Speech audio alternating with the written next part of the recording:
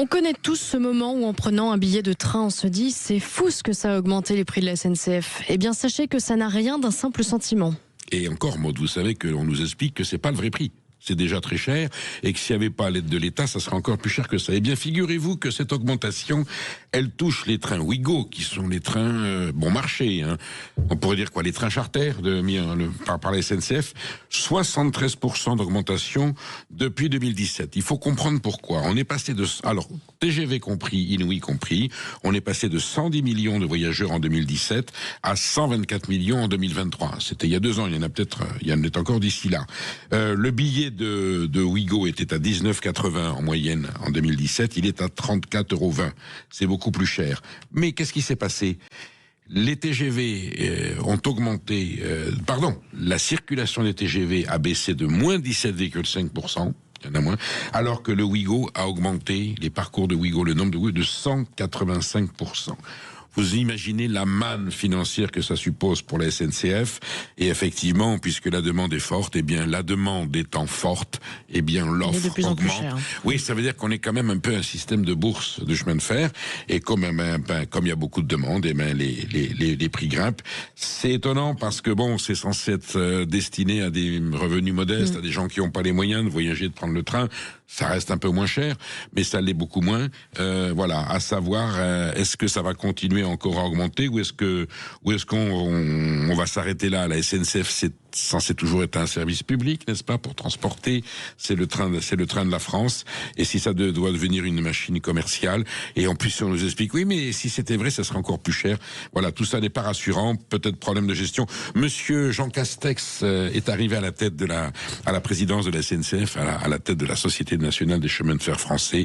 Espérons que monsieur Jean Castex, dont on connaît la sagesse, la prudence et la compétence, essaiera de rétablir des tarifs plus conformes à ce que les pouvoirs d'achat des Français attendent aujourd'hui. Et oui, quand les enseignes françaises ne ferment pas, elles sont rachetées, Perico. Alors je vais vous dire, Maud, ça rejoint un peu la tragédie agricole, les tragédies agricoles que nous avons traversées, celle-là en particulier sur la dermatose bovine. Grand Frais, c'est l'enseigne, j'allais dire, qui commercialise des produits Grand Frais, les produits du terroir, les produits d'agriculture. Grand Frais, ce sont de très belles enseignes. Grand Frais, c'est 2300 producteurs français, c'est 10 000 collaborateurs, c'est 450 magasins. Donc ça appartient à une société qui s'appelle Ardian depuis 2017, qui avait entre-temps créé OC Alliance pour des poissonneries, Novo Viande pour des boucheries, tout ça dans une qualité, dans une éthique agricole que nous défendons. C'est celle, comme disait Pierre-Guillaume Mercadal tout à l'heure, c'est l'agriculture française, c'est pour donner à manger à la France des produits de qualité. C'est pas la haute gastronomie, ça n'a rien à voir. Ça peut l'être aussi, hein.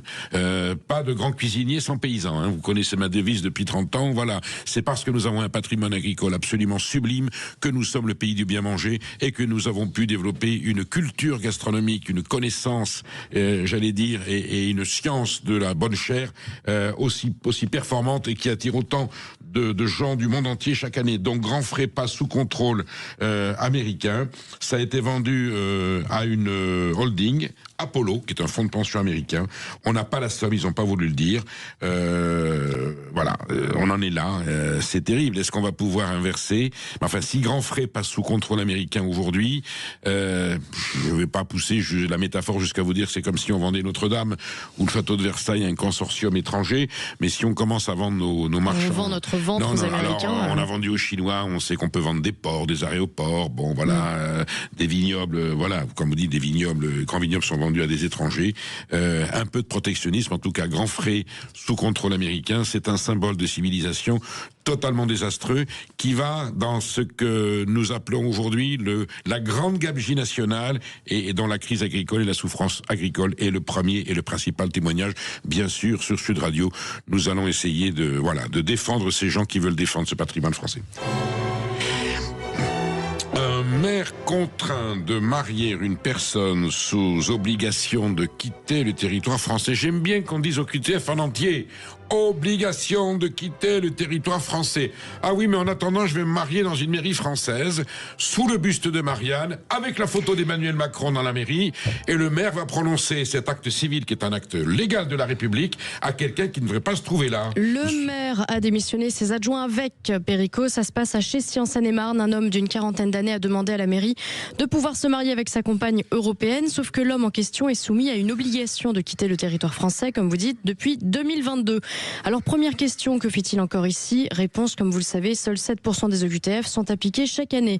Revenons à notre mariage. Le maire de Chessy, Olivier Bourgeot, refuse de célébrer ce mariage, jugeant l'union insincère. Il estime que ce n'est pas au maire d'assumer les conséquences d'un travail que l'État n'a pas fait et dénonce un problème d'exemplarité et de logique du système. Mais ce qu'on apprend finalement, c'est que si cet homme s'est vu infliger une obligation de quitter le territoire, c'est au motif d'un séjour irrégulier. Et le séjour irrégulier n'est pas un motif suffisant pour la justice pour s'opposer au mariage. L'OQTF non plus apparemment. Le couple souhaitant se marier a donc initié une procédure de référé civil qui a abouti le 10 décembre à une ordonnance enjoignant la mairie de procéder à la célébration du mariage. Mardi, le procureur de la République de Meaux a même rappelé le maire de Chessy à ses obligations, mais Olivier Bourgeot, en place depuis 37 ans, ne changera pas d'avis. Il a donc présenté sa démission avec l'ensemble de ses adjoints. Vous vous souvenez de ce qui s'est passé à Béziers? Oui. Monsieur Ménard, maire de Béziers, a refusé de marier un OQTF. En plus, c'était un mariage probablement blanc.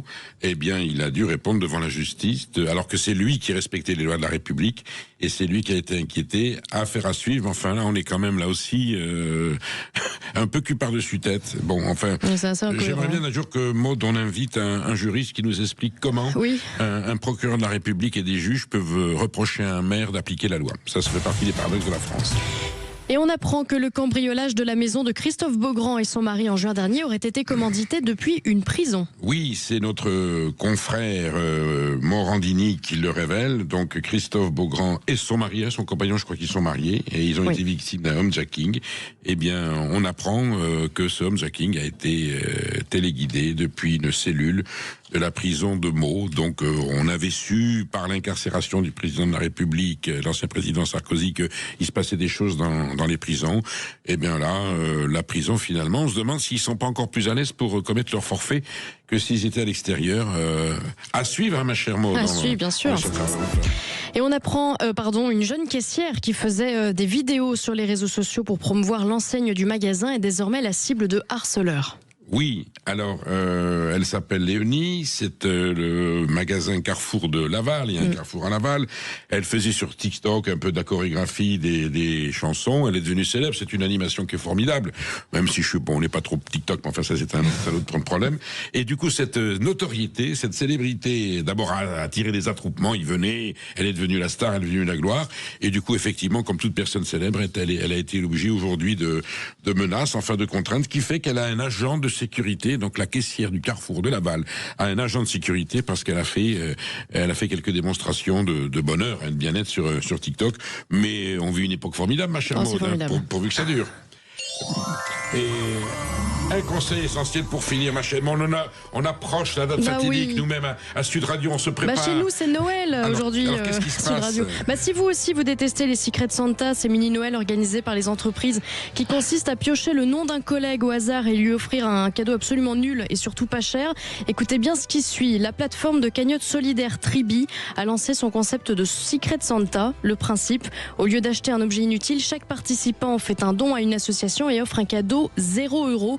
16 cagnottes ont été ouvertes cette année. Les 3 000 € récoltés pour le moment iront à l'association Make-A-Wish qui réalise des rêves d'enfants malades. Dès l'an prochain, chaque organisateur pourra choisir l'association de son choix parmi une liste proposée. Ensuite, un tirage au sort est réalisé directement sur la plateforme. Et Tribi propose donc à chaque participant d'offrir des cadeaux qui ne coûtent rien à part le don effectué. À noter que les dons sont éligibles à 66% de déduction d'impôts. Bon, moi, vous savez ce que je vous offre, hein, ma chère Maud. J'ai un doute. Mais pas du tout. Toute mon estime et toute ma considération. Donc ça une petite bouteille aussi au passage. Vous restez avec nous. Vous restez avec nous parce que nous allons avoir un policier, monsieur Soligon, qui va nous parler du fameux radar IA qui va pouvoir nous espionner dans la voiture. Et puis appelez-nous au 0826 300 300. Vous avez peut-être vous aussi.